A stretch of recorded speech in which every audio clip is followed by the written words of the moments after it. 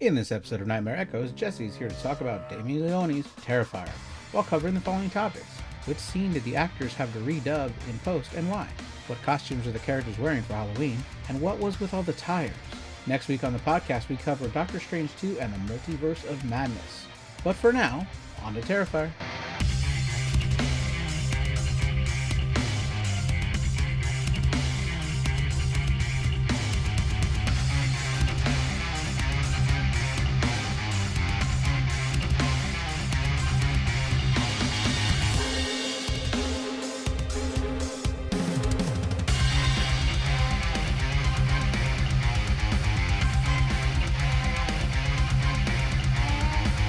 Hello, everybody, and welcome to Nightmare Echoes. I'm your host, Elazar. I'm joined again by Jesse. Jesse, how's it going? Terrifyingly well, I would say. Well, that brings us to the movie we're covering this week, which is Terrifier, written and directed by Damien Leonie, starring Jenna Kendall as Tara. She was in Renfield. In there, she was Carol, who was in the support group meeting. Every time she tried to get through sharing what she was going through, someone would run in the room and interrupt her. And it was really funny. She's like, fuck Carol, I guess. Which is like awesome. We get Samantha Scafidi. I'm sure I pronounced that wrong. She plays Victoria, who was in a movie called Demon Hole. David Howard Thornton as Art the Clown. Now, Art the Clown had been in some other shorts or anthology movies, but always played by a different actor. This is the first time David Howard Thornton has played the character. Then we get Catherine Corcoran as Dawn, and I know her from the Scream Dreams podcast, which is a cool podcast where they interview a lot of famous people in the horror community. This movie had a budget anywhere from $35,000 to $55,000, depending on who you ask, and it made $416,000 in the box office, so it made his money. And it's 84 minutes long. Jesse, before we jump into it and spoil this whole thing, do you want to give a brief summary? Yeah, so Terrifier is a vintage, old-school style, low-budget horror slasher with some especially hard-hitting gore scenes, if you're into that sort of thing. Cool. So, yeah, let's jump into it. We start off the movie, we see this old-time television, and there's an interviewer talking to her guest, and our guest has this really messed up face, and we find out that her face was messed up by an attack by someone named Art the Clown. The guest thinks that Art is not dead, even though the reports say he's dead, because his body went missing from the coroner's office and has never been recovered. We cut to Art, who was watching this on an old-timey television, who kicks the TV in, breaks it, and starts putting its makeup on and getting his bag of goodies together, which is a big trash bag with weapons and other goodies that he uses throughout the movie. Then after the interview, we see that Monica, who's the interviewer, is talking crap about her guest to whomever is on the phone. She tells the person, if I ever look like that, just kill me, because she's like talking a lot of crap about the interviewee, which is kind of just rude and mean. They do a good job making you hate her there, yeah. Yeah, in the background is the guest who is hiding in the wardrobe clothing. She comes out, slams her to the ground, puts her thumbs into her eyeballs, pushing them in so she could try to make her face like her so she would know what it's like. Yeah, and that's a bit odd to me. I'm not sure how she has been transformed, I guess, into this killer. Like, you know what I mean? Like, that's a very extreme reaction. Yeah, I think some of this might be answered in the sequel. I was wondering if it would be. Yeah, there's I would say supernatural element. Yeah, which we don't find out until the very end of this one. Right, yeah, and that was a surprise. Yeah, it was. You're like, what? Yeah. There is a lot of lore thrown at you. While it answers a few questions, I think it gives us a lot more questions of like, what the heck is going on? It's more I don't want to say too much about the sequel until you watch it. Yeah, I read a little bit about sort of the history of this movie, and I thought it was kind of interesting. This guy starts out with no money at all and sort of does these little short story things, and then Terrifier was not the first installment of the series. There's a shorter one even before that. Right. But he made enough money on this one, I guess, to ramp it up a little bit in the sequel, which made even more money, and like he's gradually managed to turn himself into a significant, filmmaker, icon. Which is kind of cool. Yeah, the budget skyrocketed for the second one. It also added like an hour of time. Oh, it's like 2 hours and 20 minutes maybe for the next one. And then the third one comes out this October. Yeah, all right. Cool. Yeah. So we're not sure, but yeah. This person with a messed up face is laughing over Monica, who's choking on her own blood. Then we cut to Kara and Dawn, just coming from a Halloween party. They are walking the streets of New Jersey. It seems like no one else is around. They're pretending to be drunk because they're actors. And and I wasn't totally sold on it. Really? Did you think they did good at being drunk? I don't know. I mean, I think the acting in the whole movie is very low budget. Like it's not super high quality acting, which is it's okay for the budget. Right. I will say I think that the music and the vibe and everything, they did a good job of making it feel old school, like kind of 80s, 90s sort of vibe. Right. And so they're by their car. Dawn is drunk, but she wants to drive home. For some reason, she thinks it's okay to drive drunk. Tara says that she could drive, but she needs to eat something first. And while they're standing there by their car, across the street in an alleyway is Art the Clown, who gets their attention. Dawn thinks he's cute and adorable. Tara's kind of terrified of clowns. Yeah. And she doesn't want to do anything to do with them. But after a little bit, he vanishes. And so they go to this pizza restaurant. Yeah, there's a whole bunch of cheesy dialogue. Dialogue's pretty cheesily written, you know. Yeah. Well, interestingly, for that, too, in this pizza restaurant, everything had to be redubbed because in the commentary, I learned that the refrigerator in the restaurant was so loud and they could not stop it from going off that even though they recorded all the lines, all the audio was bad. So they had to get all the actors to come in, redub their lines. So if it looks like their lips aren't really matching up perfectly in the scene, that is why. I see. I just meant the actual. I know what you meant. Writing. Yeah. It's a little cheesy, yeah. But in this restaurant, we find out that the characters they just go to get a slice of pizza. Apparently, they're both vegetarians. And in the original script, it was supposed to be burgers. But when they find out they're both vegetarians, they're like, let's make it a pizza. And then we can just make it a cheese pizza. While they're there, Art the Clown comes in. He seems to have this instant attraction to Tara. Tara's freaked out about it, but Dawn is all teasing her like, oh, your boyfriend's here. She goes over to Art and messes with him, takes his hat off and puts it on, takes a selfie with him. Art doesn't seem to be excited about any of this. He goes over to the vending machine, takes a quarter out of someone else's tip that they left there, puts it in the vending machine, and it pops out a little plastic ring.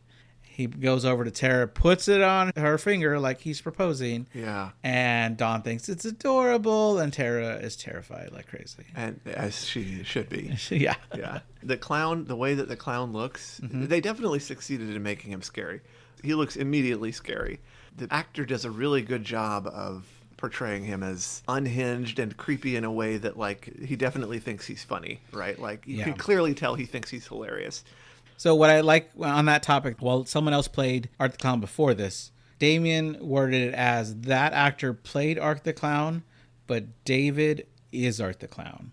There you go. That he is just so much more embodied of the essence of him. When he did the interview, they said that he walked in there and without a script, because there's no lines for Art the Clown, and they told him just to mime it out. Mime out how you would play this serial killer clown. So he mimed out decapitating one of the people there, putting his head on the ground, tasting part of it, saying it didn't taste good, going into an imaginary bag to grab out a thing of salt, sprinkling the salt on top, and then retasting it and saying that it was good. Perfect, exactly. And then it's and they're like, this is perfect. This is the guy that's going to be Art the Clown. That's the exact personality. So I feel like the character Art the Clown stepping right out of some 90s movie. I'm not sure why, but I feel like there's a 90s goth vibe that he kind of reminds me of. Movies like The Crow and things like that, there was a fascination with these kind of goth characters that are dressed in like black and white. And well, I'd say that Damien Leonie said he gave a lot of references that he pulled from. Like, he's a big, huge horror fan. Yeah. And there's a lot of movies that he's pulled from, and I'm skipping a little bit, but the cat lady, she says, a new neighbor, we can do laundry together. And I thought it, when watching it, I was like, oh, that's kind of like Rosemary's Baby. And he totally, in the commentary, said that was in honor of Rosemary's Baby, one of his favorite horror movies ever. I'm like, yes, I noticed the reference. I was so excited about that. So back at the restaurant, Art goes back to the restroom. The owner comes out to ask if the girls are okay, and they're like, yeah, he's fine. He says he'll get rid of him for them if he's just creeping him out because he's not buying food. So he's okay with kicking him out of the restaurant. But when he goes to go to the restroom, we find that Art has crapped all over the walls, written his name in crap. Really disgusting. It really is. So they kick him out right away. Tara and Dawn finish their food. As they're walking back to the car, the owner tells the other worker that he needs to clean up the restroom. And what he doesn't notice while he's cleaning up the restroom is that Art has come back, decapitated his boss, made his head into a jack-o'-lantern by shoving candles in his eyes and putting his head there as like a display item. So when that guy comes out of the bathroom complaining that he should be getting overtime pay for cleaning up this stuff, he finds his boss there, just the head, and then Art comes and stabs him, brutally murders him. Well, right there. There's a scene where he's like, it's not instant. He doesn't come and stab him right away, right? There's a little bit of a... He goes to pick up the phone. He chops off 4 fingers. Yeah, I don't know. But there was enough time, like, for him to grab a knife or something. You know, him or the other guy. Okay. I don't remember which one, but I know I was just like, why would you not grab a knife? You know, Yeah. Why would you not grab a knife? You're in a restaurant. You've got knives at hand. Yeah. I think he went for the phone first when he saw the head. And then Art comes out with a knife and chops off his fingers that are trying to grab the phone. But I get what you're saying. He didn't fight back at all. Yeah. We cut to Tara and Don, who are going back to their car, and they find out that the car has a flat tire. This car was actually owned by Damien, and they actually made it flat for the movie. He said that the car suffered a lot in his movie-making career. So we find out that Tara's phone is dead, so she asks Dawn to borrow her phone to call her sister. Her sister is at her dorm room studying, saying that she's got to be up in 4 hours. She's studying for a final, that she can't come right now. Then her roommate comes in with another man and sees that she's there. They apologize at first, but then continue to make out and jump on the one and only bed in the dorm room, which was weird, to start to have sex even though the roommate is there. So Victoria, who's the sister of Tara, says, you know what? I'll come and pick you up anyway, because she's not going to get any studying done now. Reminds me of some recent experiences by friends of mine in hotel rooms for certain events. It's unfortunate. That is unfortunate. They're waiting in the car for a little bit, and Dawn is saying, well, if you just let me drive in the first place, we'd be home by now. Or you'd be dead on the side of the road because you were driving drunk. Yeah. Then Tara tells Dawn that she's got to pee. Dawn tells her, there's no one around, just pee outside. Tara can't do that. She sees a guy smoking a cigarette right outside the building. She begs him to let her in. You find out that he's fumigating the place, and he's about to drop the fumigation bombs because they have a big rat problem there. But he lets her in. He tells her the restroom's pretty gross, but it's not like she has much of a choice. She goes in to go to the restroom. Meanwhile, Dawn's outside in the car, and we get a commercial for a Halloween shop, which is funny because it's already Halloween night. It's probably past midnight already, so it's probably November. And this commercial's airing for a Halloween costume. Well, I think that can happen just because of poor scheduling. Like, yeah, I want to buy a slot for this month, right? Yeah. And then like the station's like, yeah, sure, fine. And it's still airing. Yeah. 3 days later. Yeah. Oh man, that's funny. But yeah, also while she's in this car, a news report comes on about a double homicide at a pizza place, and it was the one they were just at, and they said the suspect is a clown. Right at this moment, an ambulance drives by, and this was a total coincidence. They did not schedule an ambulance. They did not script an ambulance. An ambulance went by, and they caught it in the exterior shot from the car. So then Damien had to get one of his crew to recreate the lights for a close-up shot of Dawn in the car, so it really looks like she's turning around looking at this ambulance go by, because that's nice. perfect. Yeah. That fits in the movie perfectly. Yep. So then the car door opens, and Dawn starts to tell who she thinks is Tara that the radio just said that the clown killed those people at the pizza place, and when she turns around, she finds that Art the clown is in there. Yeah.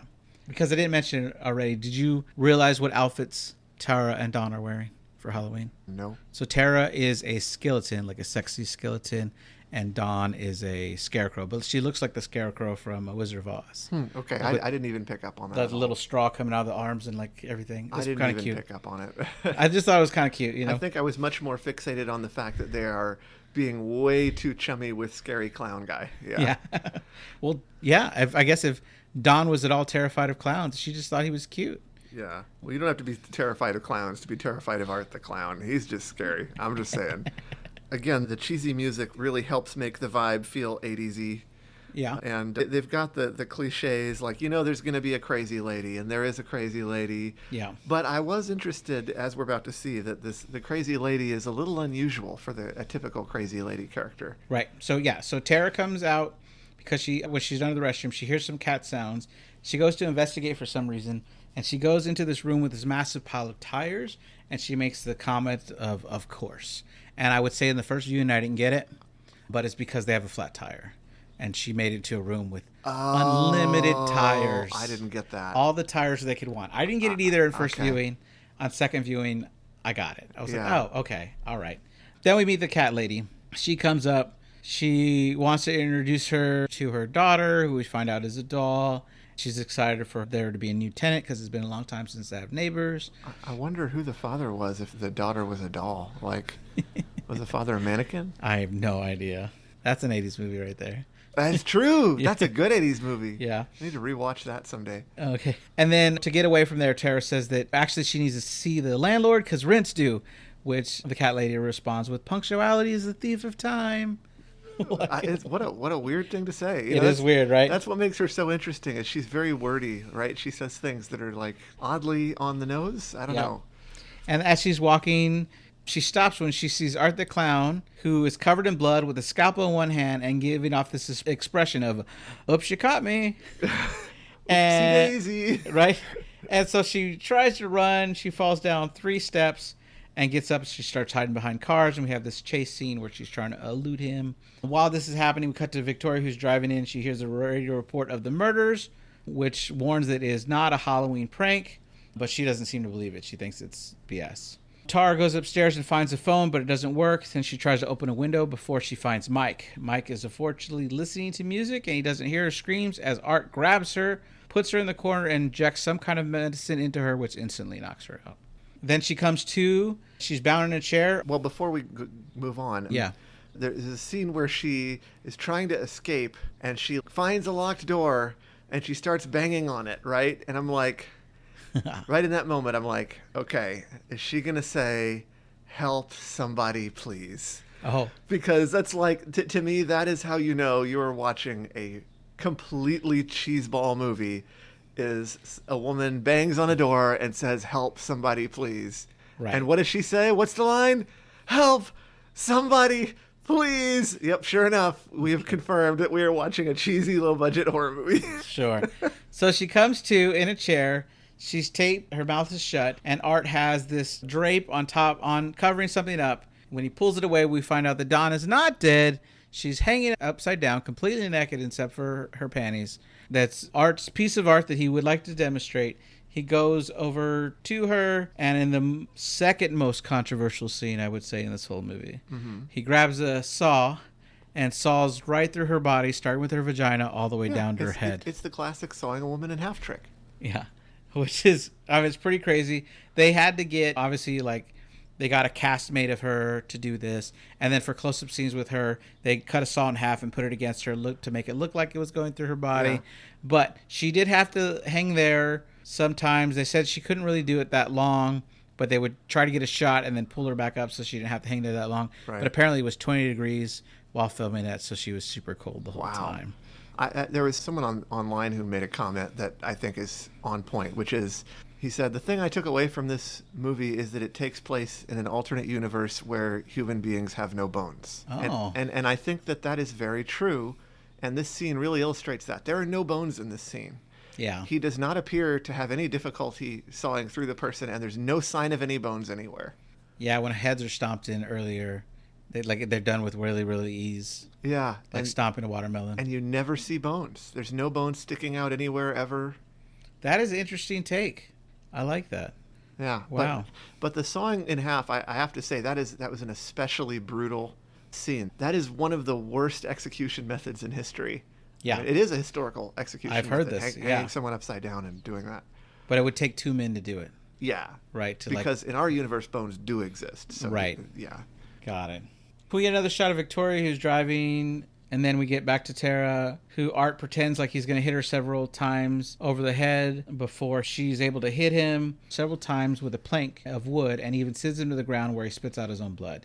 She yells for him to get up so she can hit him some more. What are you doing? Why are you taunting him?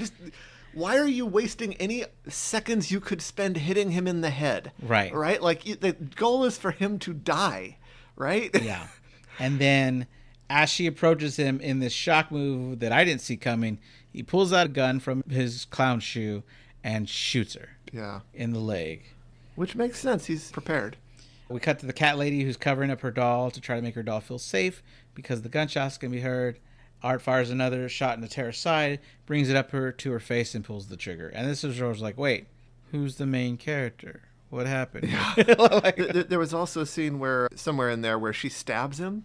Yeah. in the back, like he's down, and she stabs him in the back. Yeah. And I was like, why the back? Of all the places you can reach while you're running by him, yeah, wouldn't you stab him in the throat? Yeah, I mean, maybe she's not good, like proficient with a knife. Get whatever flesh she can get. I guess. Plus, she doesn't know he's supernatural. If I got stabbed in the back, I'd run a little slower. She doesn't know she's in a horror movie. Yeah. Yeah. I mean, now that we know that he's supernatural, stabbing him in the throat would have presumably done nothing. Right. You're right. Also, it's really interesting as we learn more and more here that, like, I mean, because this is clearly like his place, right? He's got everything set up. I didn't think so. He brought the bag of tricks with him.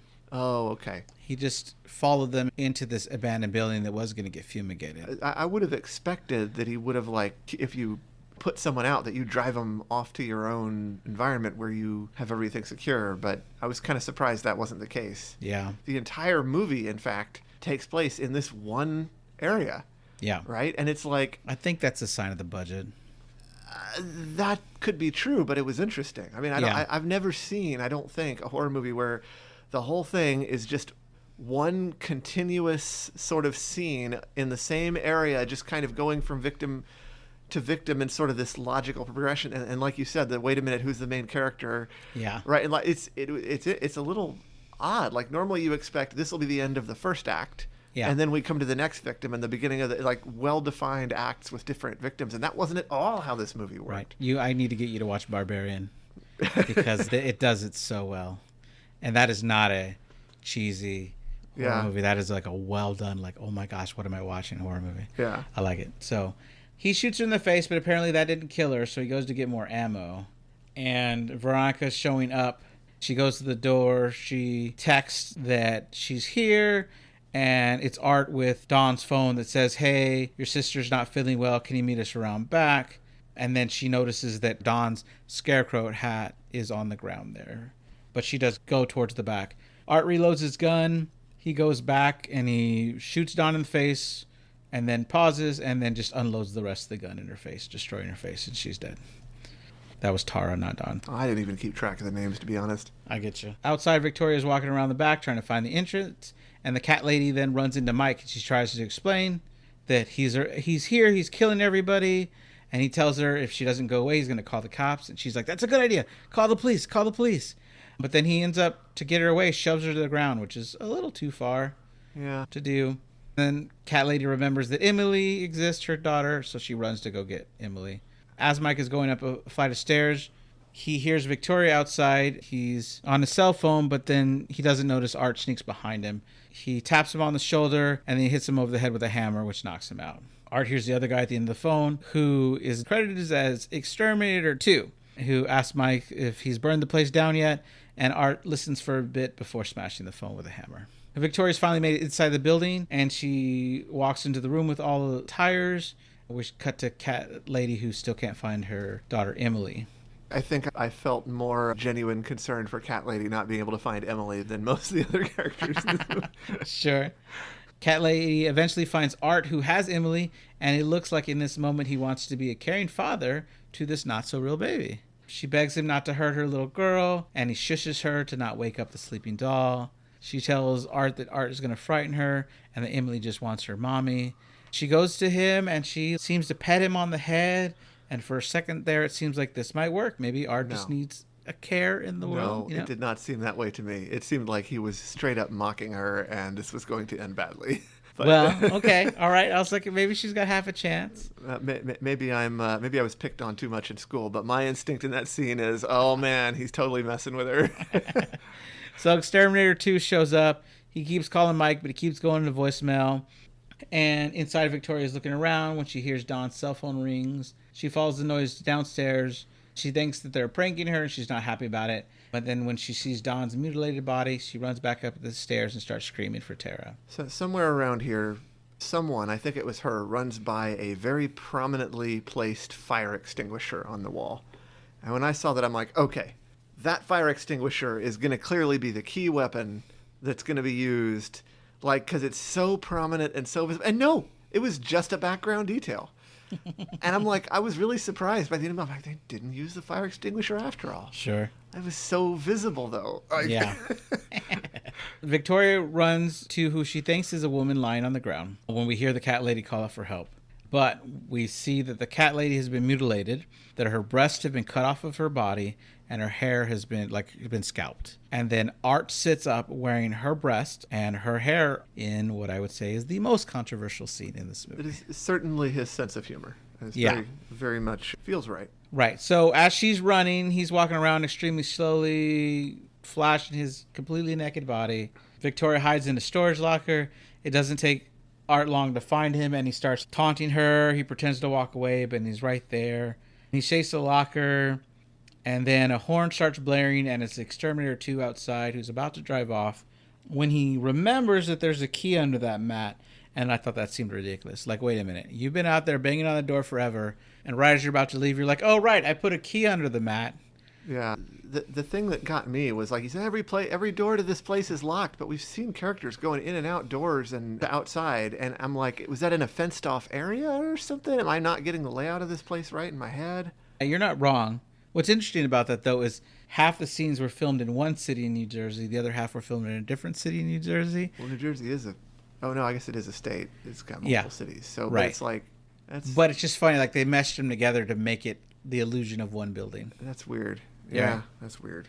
So, Exterminator 2 gets in there, and he instantly sees a trail of blood on the floor, which he follows. He gets scared by a mop, but then he finds the doll. Then Art is behind him without making a sound, puts a knife through his head, and then uses another one to sever it from the neck, and he decapitates him. He puts it on the ground and kicks it like a ball. Yeah. Apparently this kill wasn't in the original script. They added Exterminator 2 when they felt like they just needed one more kill in this movie. Yeah. So they went back and added kind of a lame one. Yeah. Victoria comes out of the locker trying to sneak out, but is breathing really heavily. She passes the bloody wig and hides as Art comes in. He's riding a tiny bicycle and honking a horn like a little clown, which I think were cute, like clown effects. Yeah, he is a little clown. I know, which he's not a little clown, though. He's a big clown. But I do like that they kept bringing little clown gags in it. I thought that worked for the movie well. Well, I think that's what makes the movie work, is the sick sense of humor, right? That's what you're trying to do with a low-budget movie like this. While Victoria is hiding, she slowly crosses a bunch of rats, and I really thought she was going to scream, but she doesn't. She ducks down under some cars looking as Art's sneaking up, and we see his big shoes. I would just like to point out that the rats never hurt anyone. They never hurt anyone. And they were just there to offer a little bit of friendship and consolation at a time that was a dark time. They were also added as an additional shoots because someone goes, for this place that's supposed to be infested with rats, we never see one. And so they hired a rat tamer to bring in some rats and film some scene with some rats to add continuity. That would make sense. I hope they gave them lots of yummy cheese and peanut butter. At some point here, she picks up a metal spike and stabs it through Art's foot, and he mimes screaming in pain but makes no sound. I'm very impressed. I meant to mention this earlier. I'm very impressed by Art's ability to get stabbed quite a bit and make no sound at all. That's not easy to do. They earned some respect for that. Yeah, totally. For maintaining character even when someone stabs you. That's way to go, man. Victoria finds a ladder, tries to break through the next floor, but it's locked. We see that Mike is alive and he starts crawling. Victoria finds her sister Tara, and her face is all deformed, and she has a sign on it that reads circus. She keeps crying over Tara. Art sneaks up with her, and with a Cat O' Tails whip, but what's armed with razors on the end, starts slashing at Victoria, carving into her body. Yes. Good scene. As he continues to hit her, he doesn't notice Mike shows up, and he hits him over the head and knocks him out. Are you sure he didn't hit him over the head with the fire extinguisher? Oh, was it a fire extinguisher? I'm starting to think it was. I didn't think it. I thought it was like a crowbar or something like that. Maybe it was a crowbar. I may be misremembering too, though. I'm not sure now. It could have been a crowbar. I didn't write it down. Mike picks her up and starts to try to take her out of there. He gets her to another room, and she falls to the ground. Here he tries to call the cops, and the cops are asking him a million questions, and he's trying to say, hey, people have been murdered. Just get over here. Just trace my phone call. And they want him to wait on the phone, but he's like, there's no way I'm waiting. This guy's killed a bunch of people. I'm getting out of here. So in the next room, they find a door has been chained.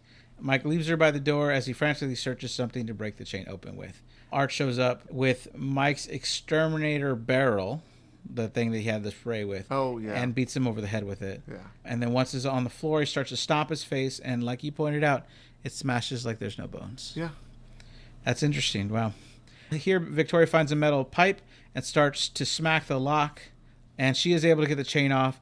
Art grabs her before she can open the door.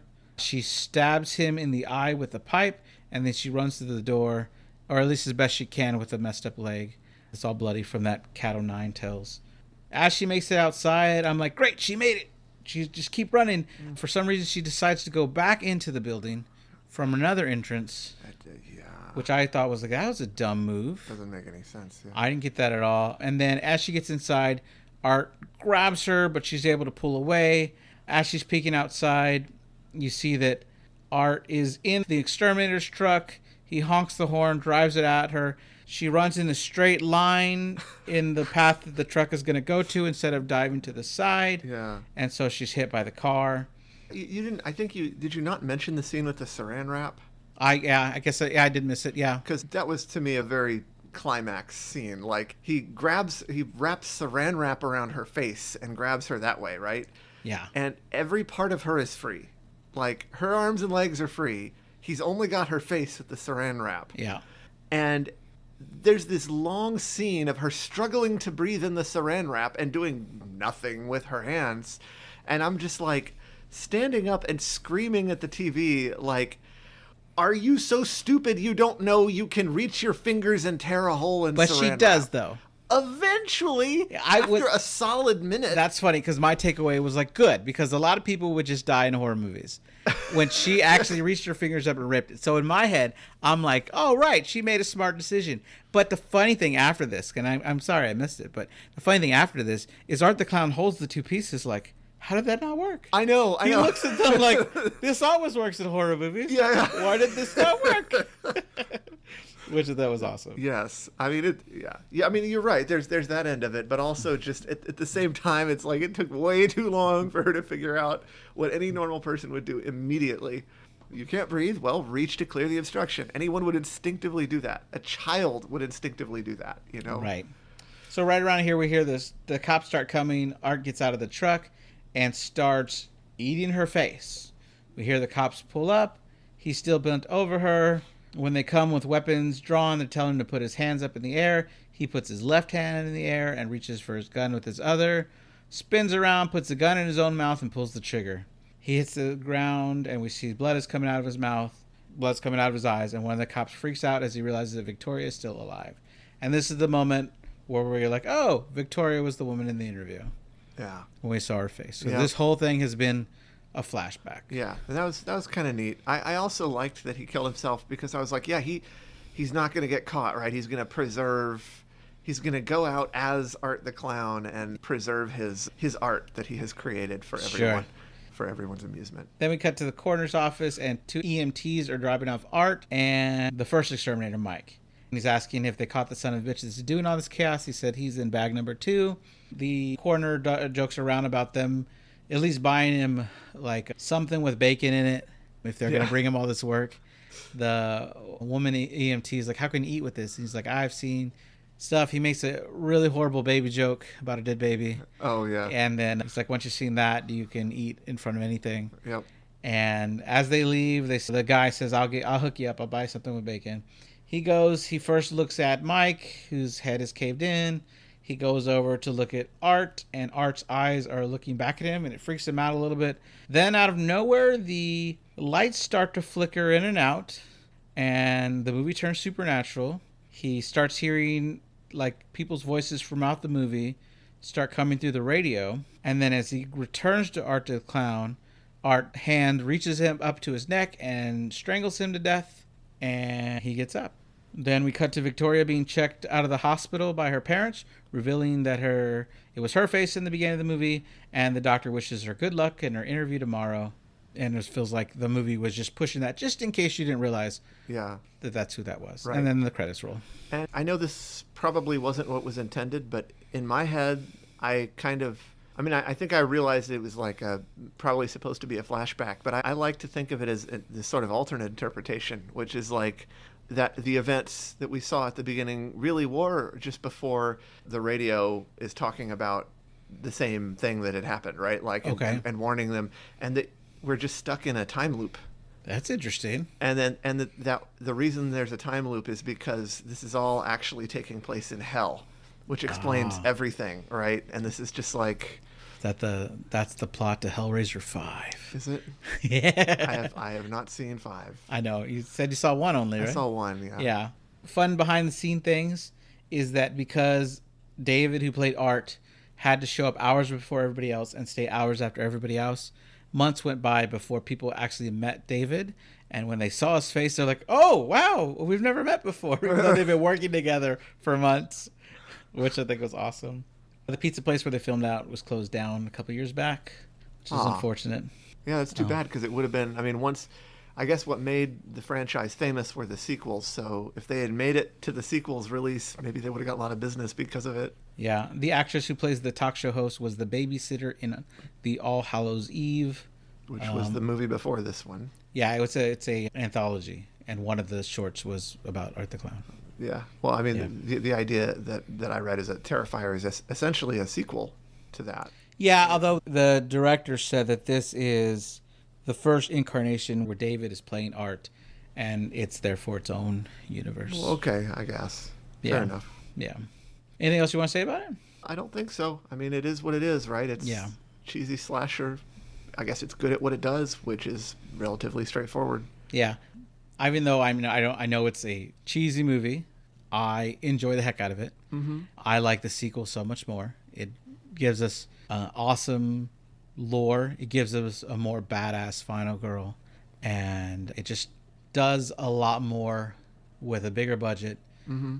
That continues the fun of Art the Clown, but in this like badass way. Cool. With like good fight scenes and stuff. So I like it a lot. I'm excited for the third one that's about to come out. It's cool. All right. All right. Well, thank you all for listening to Nightmare Echoes. I hope you get to listen to us again. We have new episodes every Monday. If you want to follow us on Instagram, we're at Nightmare Echoes Pod. And have a good day. Bye. Farewell. All right, guys. So that was our episode on Terrifier. And I want to talk a little bit about what's coming out in October. We wanted to give a couple of more episodes in October. So instead of the normal 1 episode a week, there's a couple weeks where we're doing 2, and we have 1, 2, 3, 4, 5, 6 episodes coming out in October, just to give you a little bit more stuff for those of you who just want more horror in your life in October. We deliver more than the competition. That's funny. So starting off is, I guess, horror adjacent, not really that horror, but we're going to have coming up Doctor Strange in the Multiverse of Madness. It's directed by Sam Raimi. Margot, who's covered every Evil Dead movie in this franchise, she was like, hey, if we're doing all the Sam Raimi, can we do Doctor Strange? It's supposed to be a little horror. I think we have fun doing it. After that, Jesse's back, and we're going to talk about Terrifier Part 2. Then we're going to do a Cloverfield event. Steven's covering the first Cloverfield because it's found footage, and we're going on this found footage kick. Margot is back to talk about 10 Cloverfield Lane, which I love this movie. Spoiler for me loving this movie. And then Jesse will be back to talk about Cloverfield Paradox, the third one that's supposed to explain everything. Does it really? I don't know. Then for Halloween night, we're going to cover a movie that took place on Halloween night, 1977, with Steven is going to be back to cover Late Night with the Devil. Found footage. Also, creepy movie that happens in this night of this broadcast where this guy who's struggling with ratings is trying to just hold on to this hope that he can climb the charts by bringing all these different people in the world of mysticism and demonology to see if he can get that rating spike he's looking for. I think it's really good. One of the best, newest movies that I've seen lately. So hope you join us for that. So that's what our October holds for us. I'm excited for that, and I hope you get to listen to them all. Thanks. All right. Bye.